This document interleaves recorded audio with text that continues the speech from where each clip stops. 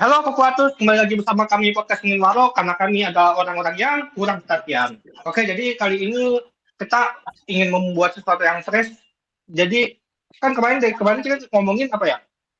Bola, hobi, gaming gitu kan, dikaitkan dengan peridolan gitu. Nah, sekarang apa jadinya jika peridolan kita kaitkan dengan sejarah gitu. Wah. Di sini kami udah punya bintang tamu di sini yaitu Mas Natori.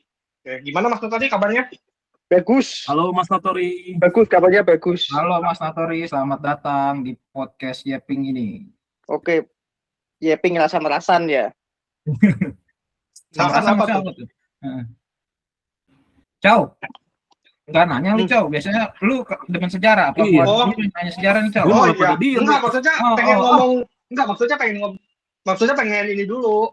Kirain Mas Natori mau memperkenalkan diri dulu atau gimana gitu. Nah, iya udah. Kenalan. Mas Natori memperkenalkan diri dulu. Sorry. Mas Natori dulu dah. Suka sejarah apa gitu. Sebenarnya untuk secara basicnya sebenarnya nggak terlalu suka sejarah sih. Cuman penasaran aja. Terutama di era klasik ya, abad ke-4 sampai ke abad 16, awal abad 16. Sebenarnya secara basic nggak terlalu suka, cuman penasaran, maka dari itu nyari sumber yang primer gitu ya. Sumber primer. Nah, itu nanti nyambung dengan cocok logi di idol gitu. Nah, ini bisa nyambung kok. Aman banget kita juga di sini kan Yepingnya dari kemarin juga udah ngaco-ngaco dari apa dari bola apa Ferran Torres ada kemarin cocok logi Intel Rusia Mas. Aku udah nonton yang itu, yang Rusia udah nonton aku. Keren kan ada Intel Rusia tiba-tiba nyelinap jadi member idol gitu buat ngumpulin informasi. Itu ngikuti yang itu, iya, yang tak komen. Bener, yang itu ngikuti. Yang kedua tadi malam baru ngikuti. Yang pertama oke, bagus kok. Cocok loginya. Memang yo namanya juga Yeping kan nggak bisa ada pakemnya kan, bebas gitu. Nah, pertanyaan kita masuk langsung ke pertanyaan ya. Jadi ada beberapa hal yang bikin kami penasaran gitu. Mungkin penonton juga ikutan penasaran. Jadi pertama itu kami pengen tahu Prambanan itu secara aslinya gimana sih? Kan biasanya kalau dulu di buku sejarah yang saya pelajarin ya dulu waktu masih SD itu lebih tenar itu justru mitosnya gitu, mitos legenda Bandung Bondowoso dan sebagainya gitu. Nah kami di sini ingin tahu sih Prambanan itu aslinya dibangun oleh siapa gitu, dibangun tahun berapa dan sebagainya gitu, dan dibangun oleh kerajaan siapa gitu, di bawah dinasti siapa gitu.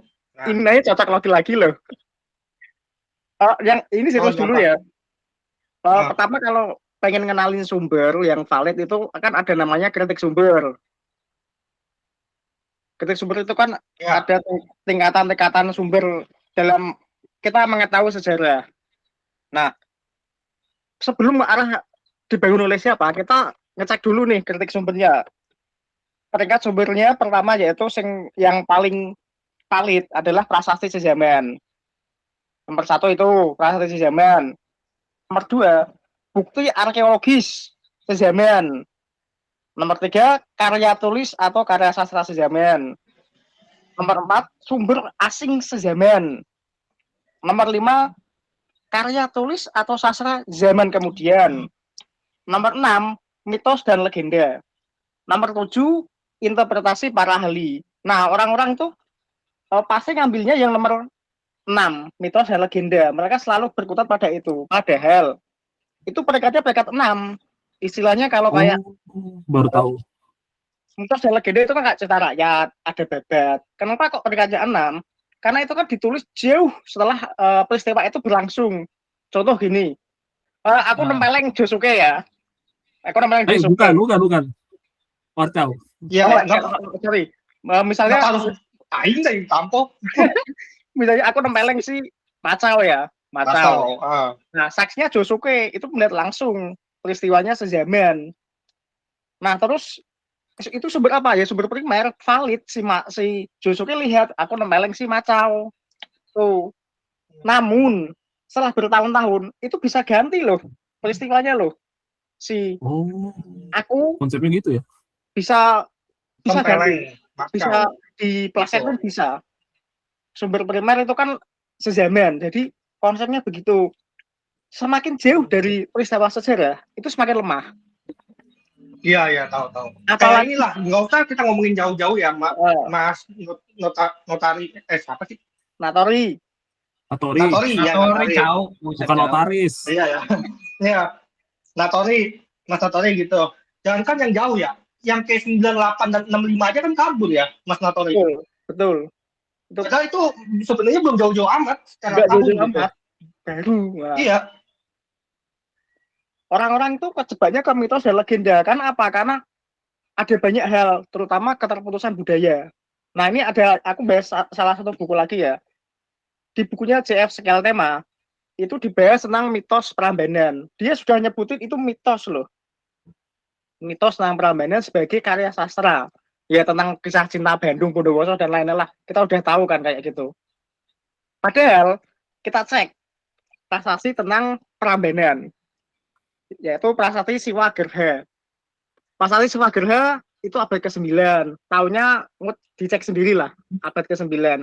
Itu prasasti sejaman tentang candi itu.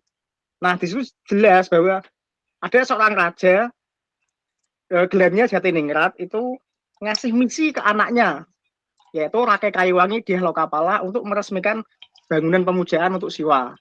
Nah, itu aslinya Prambanan itu sebenarnya Tugu Kemenangan. Kenapa kok dinamakan Tugu Kemenangan?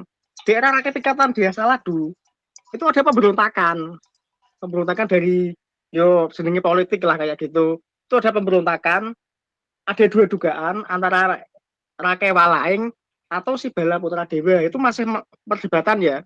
Intinya di masyarakat Pikatan itu ada pergulakan. Nah, pergulakan itu Mas Natori. Bala Putra Dewa ini yang bakal jadi Raja Sriwijaya bukan sih? Betul, itu ada dua pendapat yang memberontak. Di Mataram kuno era Rakai Pikatan itu pendapat pertama itu Bala Putra Dewa, yang kedua pendapat kedua itu Rakai Walaing Sleman, kayak daerah Sleman, daerah Sani, daerah Sani. Sani lagi. Ya kan cocok logikan. Paham. Jadi ada dua pendapat. Belum jelas. Intinya di era Rakai Pikatan Dia Saladu itu ada pemberontakan dan ditumpas pemberontakannya oleh Rakai Kayuwangi Dia Lokapala, anak bungsu Rakai Pikatan. Itu proses ngasih jabatan itu nggak langsung loh. Itu atas permintaan rakyat. Jadi setelah Rakai Kayuwangi itu menumpas pemberontakan, rakyat minta pokoknya ganti iki kayak gitu. Misalnya Jawanya kayak gitu ya. Pokoknya harus ganti Rakai Kayuwangi kayak gitu. Jadi nggak langsung dikasih jabatan, enggak. Dia membuktikan dulu bahwa ini loh aku mampu menumpas pemberontakan kayak gitu. Jadi Prambanan itu bukan jin, bukan. Itu Tugu Kemenangan dipersembahkan untuk Mahadewa. Menarik sih. Itu kayak komplit banget sih lore-nya. Kayak gitu. Cuman pendapatnya antara Bala Putra dan Rakai Walang ini masih simpang siur, namanya juga sejarah kan nggak tahu aslinya kayak gimana kan. Iya. Cuma kaget aja sih, ternyata Candi Prambanan itu nyambungnya ke Raja Sriwijaya gitu. Itu Bala. Soalnya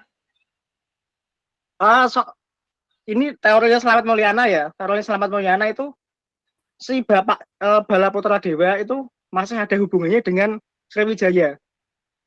Di garisnya Samara, jadi pendapat pertama Samara Grawira punya anak, Samara Tunggal sama Bala Putra Dewa.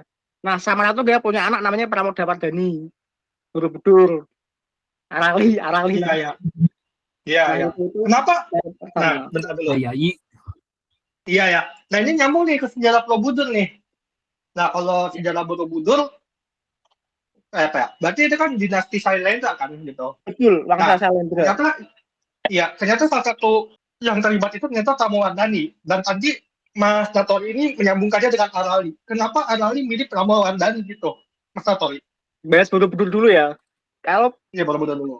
Sumber primer paling kuat Borobudur itu yang dikaitkan prasasti Kayu Muwungan atau prasasti Karangtengah abad ke-9. Tahunnya aku lali, pokoknya nanti cari sendiri lah. Kalau tahun kan nggak hafal tau aku nak tahun.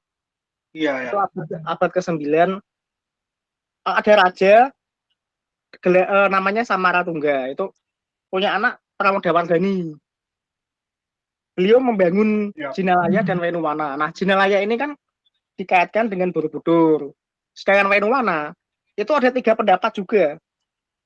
Candi Pawon yang kemarin aku ke sana, terus Candi Mendut sama Candi Ngawen. Itu para ahli juga berdebat. Wenuwana itu yang mana gitu.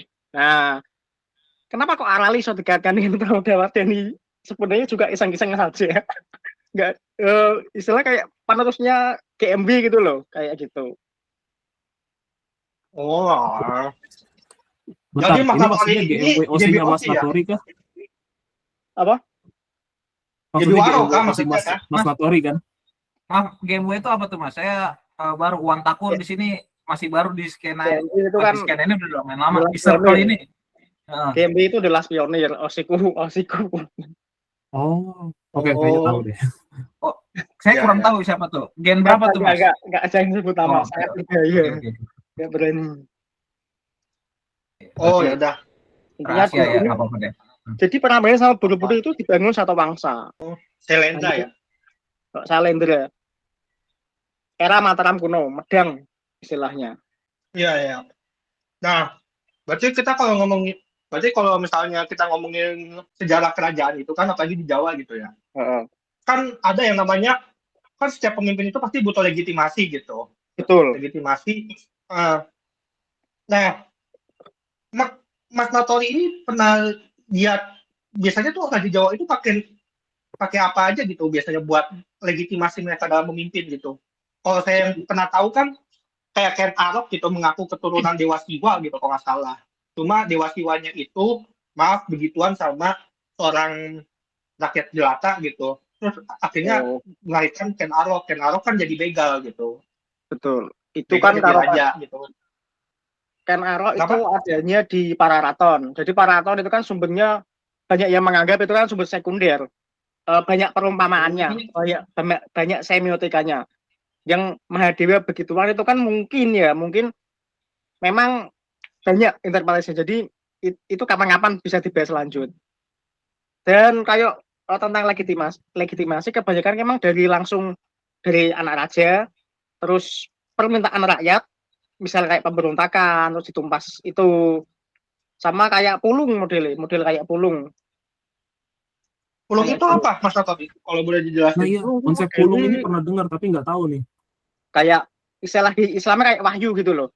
Soalnya kan kalau tahu saya ya, di Tiongkok itu kan pakai legitimasinya itu berupa mandat langit. Lah kayak Mandat gitu. langit itu, mandat langit itu biasanya lewat kayak bencana alam, misalnya pemberontakan gitu. Kayak gitu. Jadi itu cara unik, apa ya, cara unik check and balance Tiongkok zaman lampau gitu. Kayak gitu. Ada ya kayak gitu juga, banyak kok. Contoh kayak Airlangga. Airlangga itu kan juga diibaratkan sebagai utusan dewa kan. Iya, Dewa Wisnu kalau nggak salah ya. Terus Sanjaya itu kan juga, kalau Sanjaya itu kan diangkat jadi raja pertama Mataram kuno, itu kan karena memang setelah ada sebelum Mataram kuno itu ada kerajaan lagi loh sebenarnya. Tapi nggak tahu kerajaannya apa. Di Prasasti Canggal dijelasin ada kekacauan, terus Sanjaya itu yang mendampingkan. Itu sebelum kayaknya dia lagi. Mataram kuno bentar. Kalau yang gua tahu sih kalau sebelum Mataram kuno itu adanya Salakanagara, tapi itu di Karawang. Oh, Salaka. Salaka itu mohon maaf ya. Itu mungkin dicek lagi Salaka apakah ada prasastinya, apakah ada arkeologi sejaman, apakah ada sumber asing sejaman, dan simpulkan sendiri. Itu muncul dalam sastra atau dalam historis. Tapi bukannya reruntuhan bangunannya memang masih ada di Karawang. Itu ada prasastinya enggak? Ada sumber asing sejaman ataukah sumber sejamannya ataukah itu hanya dikaitkan saja? Mungkin dicari kali ya. Coba dicari. Iya. Katanya sih coba. Maaf nih Mas Natori, kita tadi ngomongin soal apa? Soal validitas ya. Salah satunya tadi sumber asing sezaman. Nah, kita langsung lompat ke Majapahit boleh nggak nih? Karena ini yang menurut saya rada kontroversi nih Mas. Menurut Wan Takur rada kontroversi nih. Oke. Jadi ya udah pasti tahu lah. Saya sih jujur mengakui ada Majapahit gitu loh. Ya mungkin orang Jawa. Saya orang Sumatera nih Mas Natori ya. Wan Takur nih dari Sumatera, India Sumatera lah nih. Nah, tapi jujur di ya cerita kakek saya, cerita rakyat sana, nggak pernah tahu ada Majapahit selain satu perang Minangkabau itu, perang apa yang Kerbau itu, dan itu pun juga dikasih tahu sejarahnya malah perang betulan. Betul. Perang Kerbau itu ujung-ujungnya itu cuma eufemisme lah. Jadi nah ini yang jadi masalah tuh seakan validitas kalau Majapahit itu luas, padahal secara teknis juga kami nggak pernah pakai mata uang Majapahit, kami nggak pernah ada gubernur Majapahit gitu loh. Kok tiba-tiba di masa modern ini itu jadi bagian dari, itu jadi penguasa kami gitu loh lah. Tahu ceritanya gitu loh. Belum lagi ke yang Makassar, ke Aceh, ke Kalimantan kan juga gitu loh. Cukup asing nama Majapahit itu, kecuali Aditya Warman. Dan ini kita ngomong sejarah juga ya, kalau di Minangkabau itu dibagi dua lagi. Yang di darat pegunungan sama yang di pesisir itu beda lagi, Mas Natori. Jadi itu pun kami aja belum bersatu gitu loh. Bersatu itu juga baru zaman bersatuan itu nggak bentuk sekarang gitu loh. Jadi ya udah, orang-orang darat mereka punya sistem apa kalau bahasanya bisa tuh luhak lah. Jadi sistem suku-suku sana tuh konfederasi, sistem pesisir itu ya, ini maaf ya rada kontroversi, lebih masuk akal yang dibilang Ridwan Saidi, yang apa pelabuhan tuh punya sistem pemerintahan sendiri dinamain Syah Bandar gitu loh. Jadi kepala pelabuhan itu orang dagang, orang masuk tuh bebas. Sistem suku-sukunya itu bikin sistem konfederasi lah. Namanya bukan konfederasi, namanya luhak gitu loh. Itu untuk Sumatera aja. Gimana kita ke Batak, ke Aceh, ke Kalimantan, ke Makassar. Jadi menurut saya itu yang rada kontroversinya. Kenapa tiba-tiba ini ada orang Jawa Timur ngaku-ngaku ini apalagi dimasukin ke masa modern sekarang kan? Gitu aja, Mas. Itu sebenarnya pertanyaannya singkatnya gini, apakah beneran Majapahit menguasai hampir seluruh Nusantara kan? Iya, jadi seakan Majapahit itu Romawinya Nusantara gitu lah. Jadi gini, itu pernah saya tulis di apijiwa.id. Konsepnya konsep Mandala. Wah, promosi. Itu bener kok. Apa? Macau udah pernah tak tag kok. Masalah itu kok Mandala Majapahit kok. Jadi gini, dalam sistem Majapahit kuno itu ada sistem namanya Mandala. Contoh gini, Mandala itu sistemnya nggak tetap, negara itu nggak tetap, berubah-ubah tiap waktu. Tergantung wibawanya pemimpinnya, tergantung wibawanya Maharaja. Dan Mandala paling besar itu di eranya Hayam Wuruk saja. Mandala Hayam Wuruk itu bisa dicek di Sawarnana atau negara Kecagama. Itu memang meliputi wilayah Jawa Timur, Jawa Tengah, Madura, Bali, terus daerah pulau kecil-kecil ke timur sampai ke hampir ke Papua. Terus daerah Kalimantan itu cuma sebagian pesisir tok, daerah-daerah pesisir. Terus Sulawesi juga sedikit. Terus ke daerah Sumatera juga sedikit. Enggak semua, enggak, cuman beberapa tok. Itu ada di Desa Warnana atau negara Kertagama, bisa dicek. Nah, terus bisa dicek lagi ke beberapa sumber mitos. Biasanya kalau suatu wilayah tersebut mau berhasil mempengaruhi, itu ada mitos-mitosnya tentang itu. Contoh Gajah Mada. Itu mitosnya tidak hanya di Jawa tok. Itu bahkan di luar Jawa juga ada. Dan sekali lagi, Mandala itu sifatnya nggak tetap. Wilayah yang dianggap sebagai wilayah pertemanan itu, jaringan itu, mereka hanya mengasih upeti dan yowis karena dewi, sementing setahun sekali aku ngasih upeti ke Maharaja. Dan si pihak Maharaja itu nggak berhak ngatur-ngatur itu apa wilayah yang dianggap sebagai wilayah bagiannya, itu enggak. Jadi bebas, wilayah otonomi bebas, yang penting ngasih upeti tahunan. Nah, ini Mas. Mas Natori. Bentar, Mas Natori. Berarti kalau nggak salah Mandala itu sistemnya kayak pasal ya. Jadi sebenarnya Majapahit terkesan luas karena Majapahit itu menaklukkan lewat diplomasi gitu, lewat pasal-pasal gitu. Ibarat kayak Korea. Kayak Korea. Benar. Iya, kayak Korea ke ini kan Tiongkok gitu. Kayak gitu. Kan mereka bayar upeti. Bayar upeti saja, nggak ngatur-ngatur internalnya kerajaan lain, enggak, cuma ngasih upeti wes ngakoni tok. Kasarnya kayak gitu simpelnya. Maaf, Wang Takur sedikit ya namanya juga Yeping ya. Tadi kan si Marco bilang Korea ke Cina ya, itu ngasih ke dinasti-dinasti Cina. Tapi bukannya Cina itu seluruh Asia, bahkan kayak yang Siberia yang masih bagian Asia tuh itu mereka kan tadi si Marco bilang mandat langit. Jadi pajaknya itu bukan cuma di wilayah dinasti Cina itu aja, tapi ya dinasti Tiongkok itu aja. Tapi ya udah semua Asia yang masih bahasanya gimana ya? Tributary heaven itu bukan yang saya baca ya, makanya ya, bukan sebuah kayak pajak wajib gitu. Jadi dia ngasih pajak, nanti si kaisarnya bakal ngasih lagi yang lebih besar gitu loh. Karena untuk apa? Untuk ngasih tau, gue dari mandat langit nih, lu ngasih ke gue ngasih lebih besar. Kalau ibarat dia nggak ngasih, itu nanti validasi dari ya apaan sih, kagak, katanya mandat langit, tapi enggak apa, tapi minta duit kita kere kali ini gitu. Maksudnya gitu. Ada nggak betul kayak gitu? Maksudnya kayak apakah Mandala juga gitu? Karena ini kan ibarat Asian value gitu loh. Kan Mandala harus ada value-nya. Seperti Hayam Wuruk. Kenapa kok Mandalanya paling gede ya? Karena memang wibawa itu kan macam-macam ya. Karena wibawa Hayam Wuruk kan waktu itu dibantu Gajah Mada kan. Dibantu diplomasi kayak gitu kan. Terus setelah era Hayam Wuruk itu berkurang loh. Ada perang-perangan, unsur internalnya hancur. Terus semacam kayak perebutan kekuasaan hingga eranya terakhir awal abad di akhir masa klasik ya. Itu Tommy Pires nyatet bahwa cuman wilayah Jawa, Majapahit itu hanya daerah Madura sama Jawa Tengah, Jawa Timur sebagian kayak gitu. Dan Tommy Pires juga nyatet bahwa dulu pernah lebih dari itu, cuman semakin lama semakin berkurang. Banyak faktor itu sebenarnya. Dari yang utamanya adalah wibawanya si Maharaja. Pengaruhnya semakin berkurang terus itu Majapahit. Ya kalau misal ada orang yang terlalu overproud ya hanya ada di Hayam Wuruk, setelah itu enggak.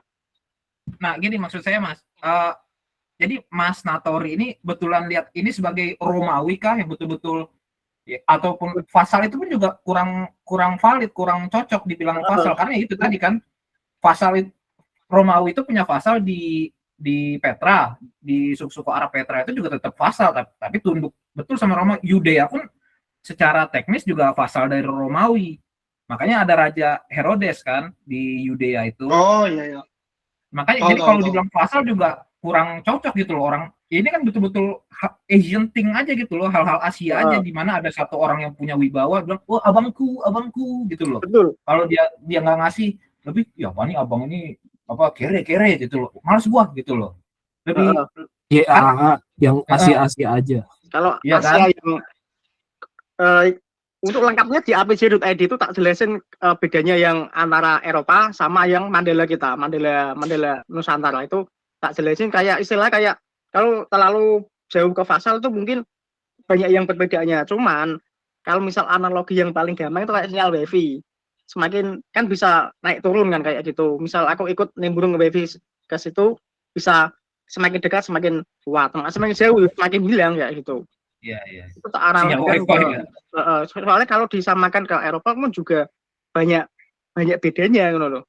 Karena ini cocok logi ke ini Mas.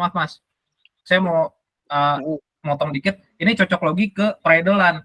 Jadi kan ada sebuah sistem yang dulu katanya jaya, tapi ternyata beda konsep nih. Kayaknya nggak sejaya itu deh. Kejayaan yang lu over proud itu rada apa? Nggak tepat gitu loh. Apakah ini juga di peridolan kayak 2000 Mas Natori mungkin nggak mungkin dong ikutin idolnya kayak si Marcau cuma 2022 apa gitu juga? Kalau saya melihat itu ya ada benernya, terlalu overproud itu juga bias. Gayanya itu bias mana itu. Nah, jadi ikut JKT-nya dari Gen 1 kan Mas? Nah, berarti 2011 sampai 2014 itu nggak bisa dibilang kejayaan JKT gitu kan? Nggak bisa dibilang seperti itu juga. Ada plus minusnya, tetap setiap zaman ada plus minusnya. Kenapa kok seolah-olah tahun segitu idol merah itu kan seakan-akan saya kan belum itu kan masih nyambung sama dunia anime. Masih ada Japan Matsuri waktu itu juga masih booming kan. Iya. Dan nyambung sama dunia idol kan. Kalau sekarang kan bentar. Itu kayaknya perlu dikoreksi deh. Kalau misalnya ngomongin masih nyatu sama dunia anime, gue sendiri kurang setuju. Karena di tahun-tahun ketika JKT mulai ada, ketika di situ juga di waktu yang kurang lebih sama tuh ada tagar yang namanya Save Miku. Ya. Terkait dengan Save Miku itu karena masalah apa, kalian bisa cari sendiri. Tapi gara-gara Save Miku itu salah satu itu somehow itu tuh jadi alasan kenapa yang namanya wotak sama otaku alias wibu itu jadi kayak beda dunia, kayak nggak ada yang mau tahu-tahuan lagi gitu, padahal sebelumnya memang masih terkait. Kalau ngomong sebelum itu ada, kalau gue sendiri setuju gitu loh bahwa memang sempat bersatu lah, tapi kalau misalnya dari POV yang tadi kayaknya itu karena investasi awalnya nih yang masih jor-joran, makanya kelihatan seperti zaman kejayaan, kayak kok warawiri banget ya di media gitu, dan saat itu belum ada TikTok kan. Nah, jadi itu yang membedakan sih gitu. Ya mungkin gitu tuh. Mungkin sama juga ini nggak, maaf Mas. Soalnya di sini juga itu sih apa nyambung. Nah di sini loh ya, nggak tahu nak tempat lain loh ya. Maaf, di mana Mas Natori? Bukan Aku di Jateng. Oh, di Jateng. Ya, Nyambung dulu. Ya. Di Jakarta emang beda Mas Natori kalau di Jakarta. Tapi jujur Jo, bukannya kayak nggak ada nyambung ke ini lainnya. Jujur JKT tahun segitu jaya juga karena kita nggak bisa lupain satu faktor, girl band dan boy band, suka nggak suka. Oh ya benar itu gue setuju juga. Iya lagi apa? Tahun segitu Smash, Cherry Bell itu CJR lagi jaya-jayanya kan. Bapak Takut sama Bapak Jo pernah ini nggak ikutin ribut antara Wotak versus Komet gitu dulu? Enggak pernah. Betul. Nah, ada tuh kan dulu di MB tuh dulu rame tuh ACJR gitu. Kalau ACJR gue ikut Cao. Tapi kalau anti Korea gitu juga gue ikut, cuma ujungnya kan malu juga gue ikut JKT. Sama sih. Sama gue lebih ke yang anti sebelah sana. Iya kan, karena bukan ACJR bukan. Terus kalau yang masalah itu ada yang lebih parah. Apa tuh? Setiap ada girl band naik, fansnya banyak, itu langsung dibikin. Misalkan Cherry Bell Tuhan semesta alam. Terus dia bikin agama. Terus JKT juga sempet bikin, tapi langsung diblok. Iya kan ada kan? Tapi itu aib masa lalu gitu. Iya. Sampai foto poster JKT waktu di event handshake disembah-sembah gitu loh. Itu. Iya. Mereka ibadahnya ngelilingin efek gak tuh? Kalau Wotak kayak gitu tuh. Pilgrimage. Ya gue penasaran sih, maksud gue sama JKT. Ada lagi yang mirip tuh, yang post COVID pada bawa KBSA. Disangka KBSA tuh ikon kali ya? Oh, ikon lagi. Lu kalau ngomongin ikon ya Bapak Josuke ya, itu gue keinget ini tau gak lu? Ada rakyat Konstantinopel dulu bawa ikon gitu, biar selamat dari pengepungannya Muhammad Al-Fatih dulu waktu tahun 1453 tuh. Oh iya. Ikonnya jatuh. Itu ada sejarah kayak gitu. Enggak, kalau bawa KBSA malah gue ngeliatnya kayak ini, kayak orang mati tau, sumpah. Iya tau.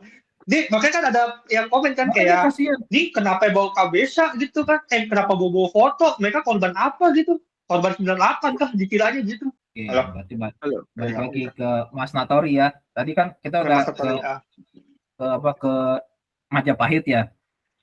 Nah, kira-kira di Majapahit sendiri kan ada sebelumnya apa tuh? Yang Kediri gitu-gitu loh Mas. Yang apa? Panjalu. Kita balik ke sejarah Jawa dulu deh biar ada isinya. Soalnya kalau omongan kita kagak ada isinya, cuma kita bertiga.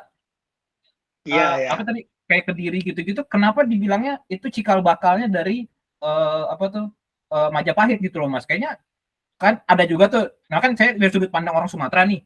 Orang Sumatera bukan nggak ngasih tahu Majapahit nggak sampai Sumatera, ngasih tahu. Cuma dibilang lu berkuasa itu beda lagi gitu loh.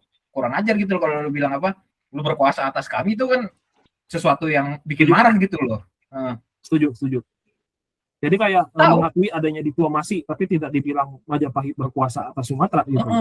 Itu makanya juga buset dalil dari nyolot bet lo tiba-tiba ngomong lu berkuasa. Itu kan orang juga udah pasti kesel gitu loh dengar kayak gitu loh. Nah, ada dia berkuasa di Pamalayu. Saya juga kurang ngerti gimana, dan kekuasaan itu bukan kayak Romawi atau Turki Utsmani tadi ngepung kota gitu loh, enggak. Jadi adalah cewek putri dari Melayu itu dikirim ke Jawa dinikahin. Apa namanya, darah jingga atau darah petak gitu, saya juga darah petak ya. Iya. Nah, itu yang jadi jadi cikal bakalnya Aditya Warman. Tapi memang ada Aditya Warman nikah sama orang Minang itu, makanya ada alasan kenapa Minangkabau itu matrilineal gitu loh. Nah, karena begitu di apa dia nikah sama dia berontak dari Majapahit itu, dia balik ke Sumatera, dia mendirikan kerajaan Tagaruyung. Jadi kalau jujur-jujuran Minangkabau juga nggak sehebat itu, saya nggak pernah overproud gitu loh. Cuma ya itu budaya saya gitu loh. Saya juga nggak bilang kami lebih bagus, tapi kalau dibilang kami di bawah kekuasaan Jawa itu ya bikin marah gitu loh. Ya nggak pernah ada.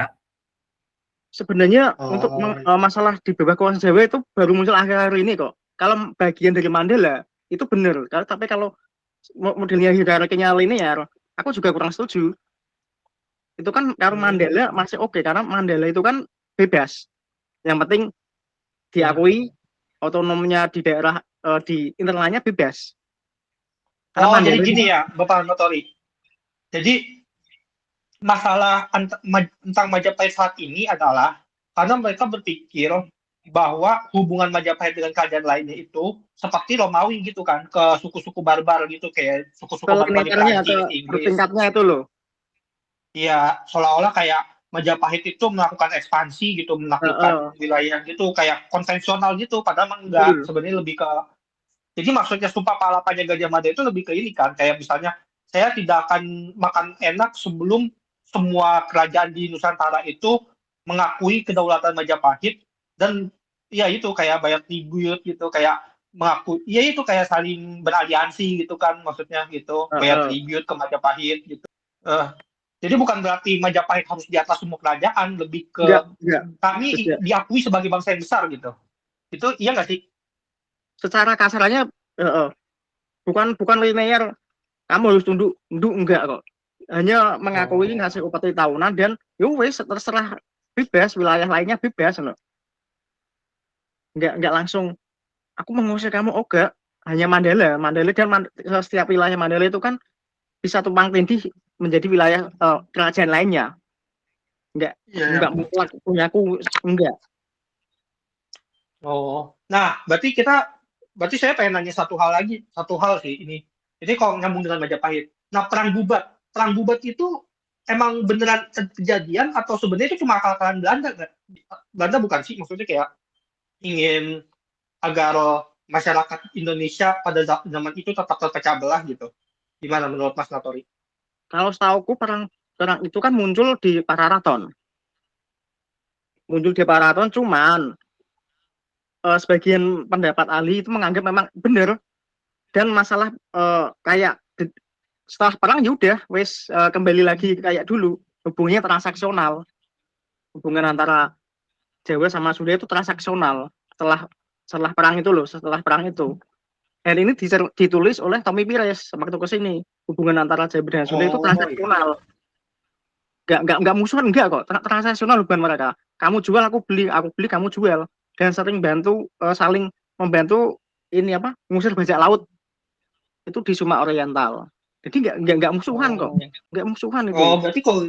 Berarti kok kayak gitu mitos orang Jawa dan Sunda musuhan itu dari mana ya gitu ya? Saya tidak tahu itu. Kembali lagi mitos kan nomor 6 peringkatnya. Makanya sejarah. Berarti Mas Natori itu kan tadi ngomong sampai abad 15-16 ya? Nah, ini saya pengen nanya juga nih. Apakah maksudnya Islam juga berkontribusi terhadap kehancuran Majapahit gitu? Tidak. Kayak misalnya bikin orang beda? Tidak. Itu ambilnya di Sumatera Orientalnya Tommy Pires. Islam di sini kan ada banyak faktor, ada banyak teori.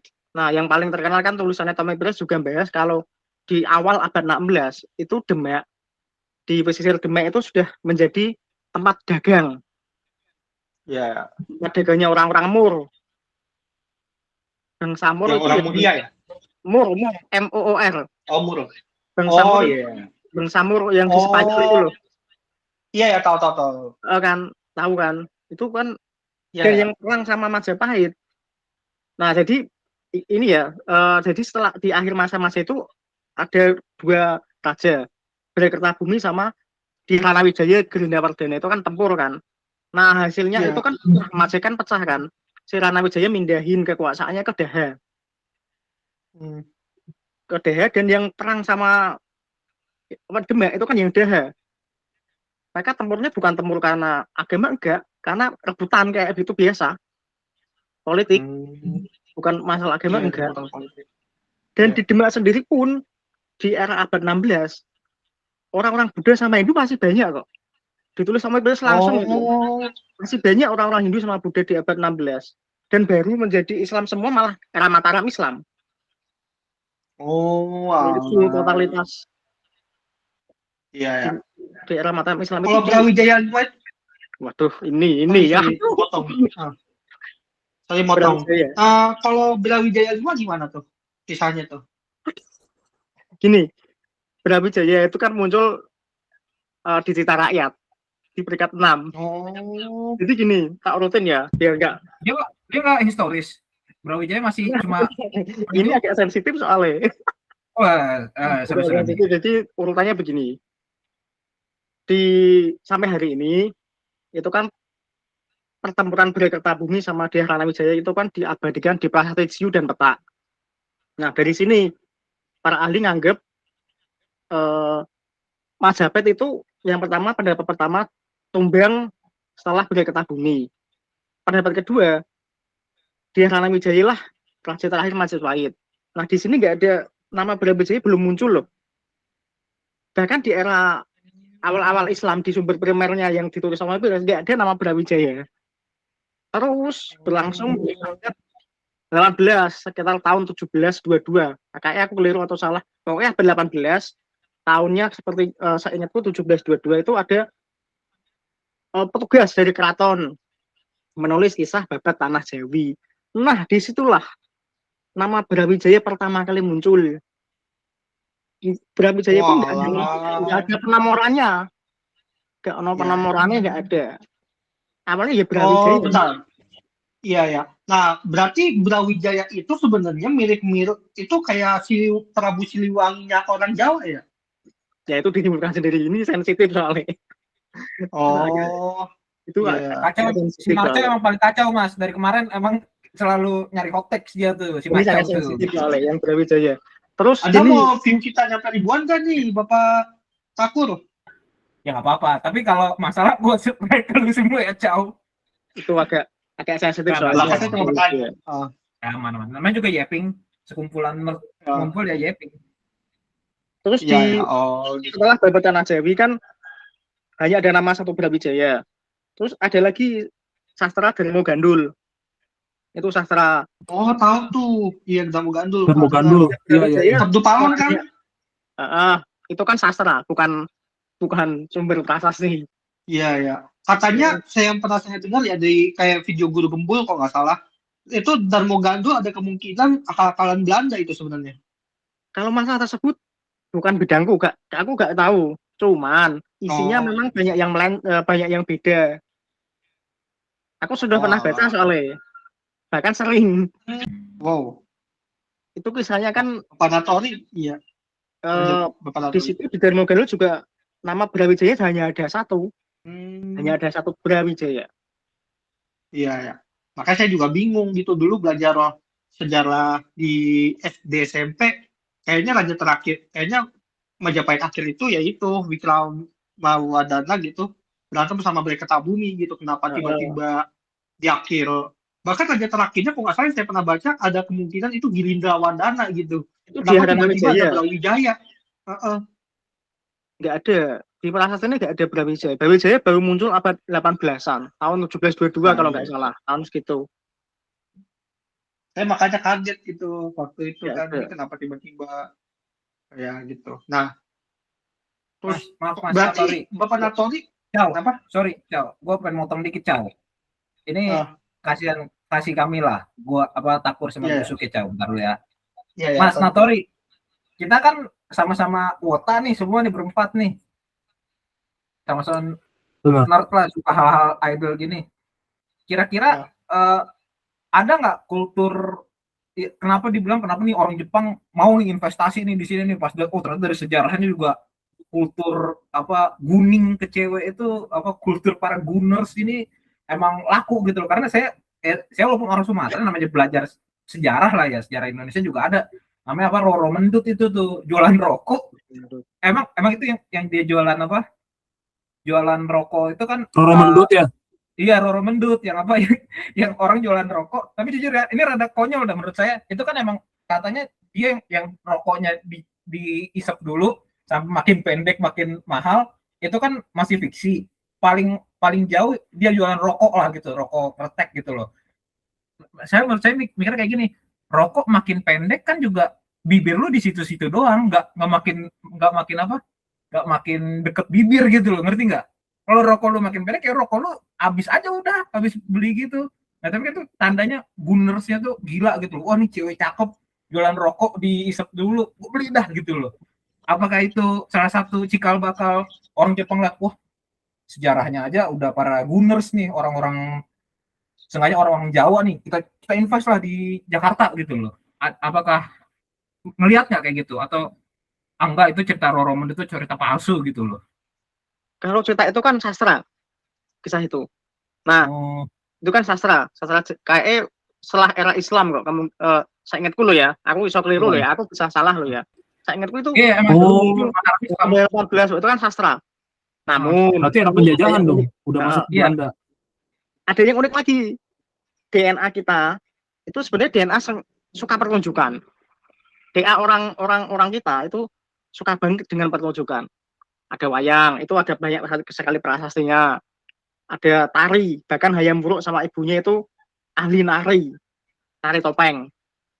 Itu dicatat di Negara Kertagame atau di Sawarnana, pertunjukan topeng, pertunjukan tari. Mungkin kan sekarang kayak istilahnya kayak ngidol kan, mirip-mirip kayak gitu.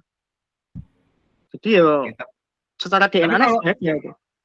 Kalau tari, maaf ya Mas, tari kayaknya ya semua kultur di dunia juga ada tari lah Mas.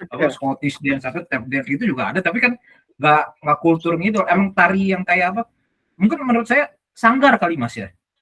Kultur sanggar ya, itu kan yang nggak ada di Eropa, di Barat gitu loh. Kultur sanggar di mana cewek-cewek dikumpulin, oh nih cakep-cakep nih dikumpulin, mereka belajar nari, belajar nyanyi gitu loh. Mungkin bisa gitu. Terus ada lagi prasasti yang membahas masalah bahwa zaman dulu tuh seniman-seniman kayak tari itu keliling. Mereka keliling kampung menampilkan diri gitu loh. Ya mungkin kayak gitu DNA-nya juga nyambung sama DNA dari Jepang. Mungkin loh ya. Karena seniman-seniman zaman dulu kan ada yang keliling. Bahkan ditarikin pajak. Jadi yo masalah ada prasasti, aku lupa prasasti ini. Prasasti Poh kayak kalau nggak salah. Itu di bukunya Bucari 2012, melacak Indonesia kuno melalui prasasti. Itu ada pertunjukan orang keliling kampung, pertunjukan musik kono kata. Pertunjukan nari, terus bermain musik, pakai alat-alat musik. Itu kasih ditarikin pajak loh. Zaman segitu. Jadi ya kemungkinan memang profesi itu sudah gede. Kayak sekarang mungkin kayak tour lah. JKT Tour kayak gitu, sama Tour misalnya kayak gitu kan. Evolusinya kan bisa kayak gitu.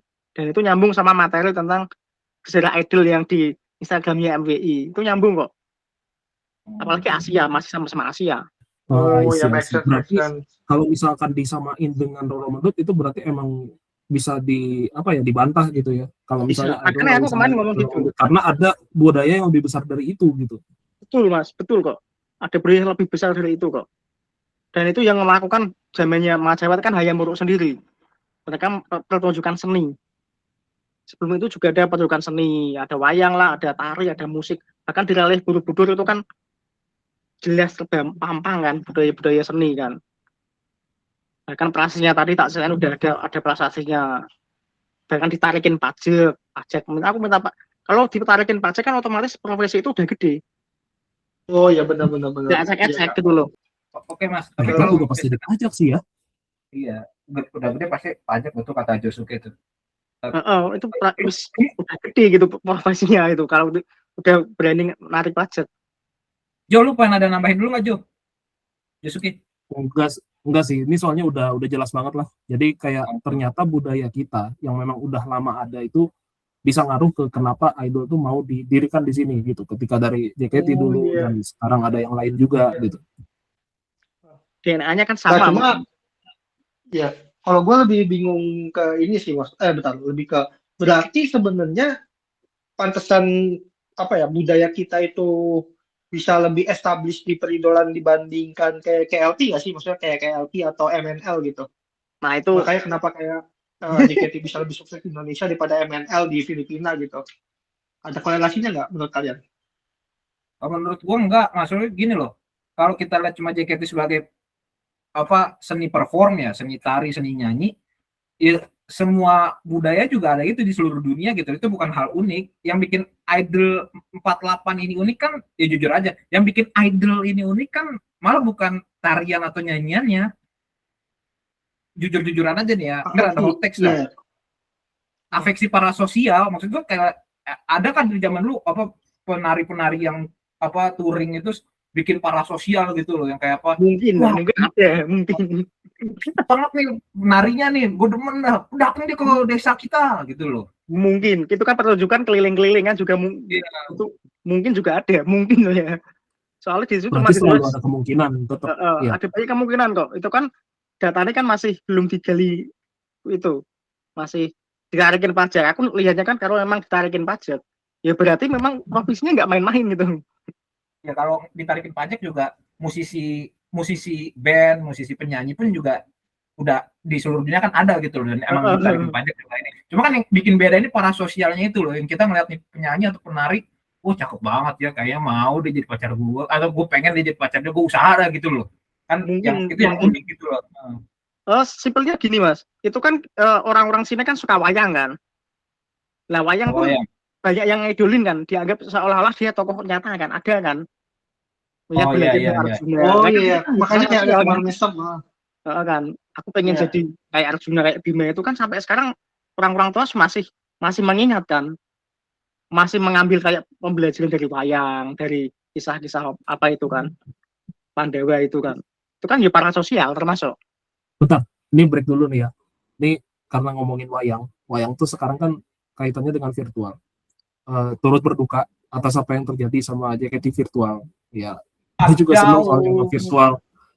Karena gue punya OSI karena ya asa setelah Kanaya Dread, gue demennya Pia Meraleo. Dan sedih juga sih, itu karena masalah agensi dan sebagainya. Tapi ya sebenarnya gue punya keyakinan itu bisa bangkit lagi. Cuma nggak tahu ya, gue berharap sih akan ada satu revival lah untuk VTuber ini, karena VTuber ini alias yang gepeng, alias yang wayang gitu ya, ini memang sekarang itu emang lebih digemari dibandingkan idol konvensional lah kita bilang. Iya benar. Sampai ada ininya kan, ya sampai kalau nggak salah itu ada YouTuber si Akil itu temannya Eno Bening kan akhirnya jadi gede kan, salah satunya gara-gara masuk skena VTuber kan. Benar. Iya. Iya. Malah kalau nanti next episode-nya kita ngundang salah satu wota VTuber udah. Gimana menurut Bapak Jo sama Bapak Takur? Gue belum tahu siapa yang gue kenal ya, tapi nanti lihat dulu deh siapa yang bisa diundang kira-kira. Kalau misalnya yang idol Bangladesh mungkin ada. Enggak, tapi sudah dari yapingan kita ini, simpulan bodoh gua, leluhur kita sudah halu, sudah nerd. Jadi ibarat kita di zaman Jawa kuno dulu, kita kayaknya tetap bakal ngumpul ngomongin hal nerd gini dan ngomongin jadi Arjuna, penari ini cakep banget coy, gitu loh. Bisa. Gitu dah. Iya cuy, Slikadi cakep cuy. Tapi kalau dibilang nerd, zaman dulu juga udah ada action figure. Nih, kalau kalian pernah nonton ini ya, channel Pesulap Merah nih. Ada namanya yang sering disebut Semar Mesem, Jaran Korea. Itu sebenarnya action figure gitu. Terus ada yang kayak keris-keris yang mini gitu tuh, action figure sebenarnya. Terus dijadiin gantungan kunci kan gitu. Nah, bahkan sampai jenglot aja tuh sebenarnya dibuat gitu, bukan gara-gara orang nggak bisa mati, nggak bisa napak tanah, terus akhirnya ngerucut jadi jenglot, enggak gitu. Iya benar pernah nonton. Kalau kita ngumpul gitu kayak gitu tuh, nih kumpulin nih jenglot gua. Si penari ini datang nih. Mungkin ada yang dari kulit kelelawar tapi yang rare gitu, yang ambil dari goa gitu kan, kunos gitu. Iya tahu. Nih lihat nih jenglot, gue bikin sendiri nih kemarin abis nembak kelelawar gitu kan. Iya juga ya. Iya nembak kelelawar gitu ya. Terus kita tapi mungkin valid gak nih buat Mas Notori ini yang waktu itu gua kasih tahu dari channel Pesulap Merah tuh. Valid toh. Di sini juga gitu awalnya. Masih ada kok orang kayak gitu bikin kayak mainan dari kelelawar. Betul kok. Sampai sekarang masih ada di Jateng itu bikin mainan dari kelelawar gitu. Masih ada gitu. Tapi ya enggak orang milenial, enggak sebelum orang milenial ada kok bikin mainan kayak gitu kok. Ditempelnya malah di rumah biasanya. Ditempelkan di dinding. Itu masih ada kok kalau di pedalaman.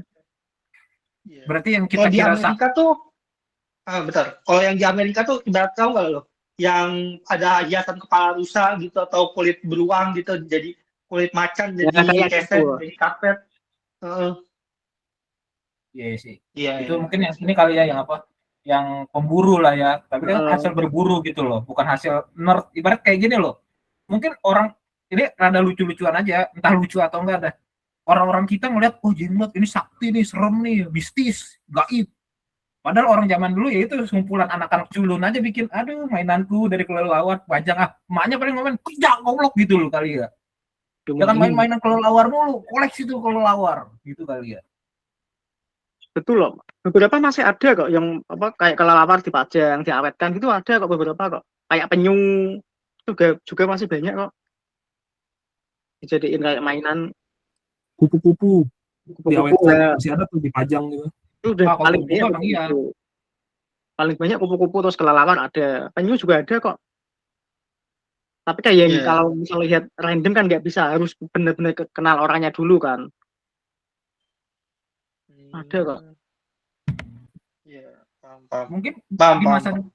maaf ya Mas Natori, ini rada pikiran ngaco lagi dah. Mungkin nggak sih di masa depan tiba-tiba orang ngeliat kartu Pokemon gitu udah main zamannya lama, tiba-tiba bilang, wah ini kartu sakti, melambangkan apa? Kan gambar Pikachu tuh, tikus kuning, wah ada petirnya gitu loh.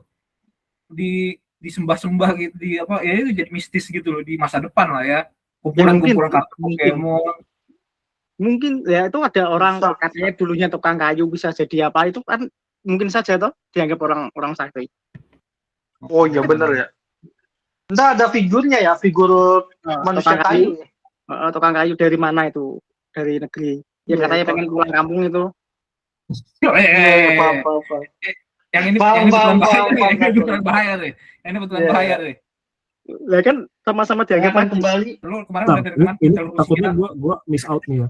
Ini bukan ngomongin agama Kristen kan? Karena Tuhan gua Bukan, dulu coy. tukang kayu. Lu enggak. Bukan.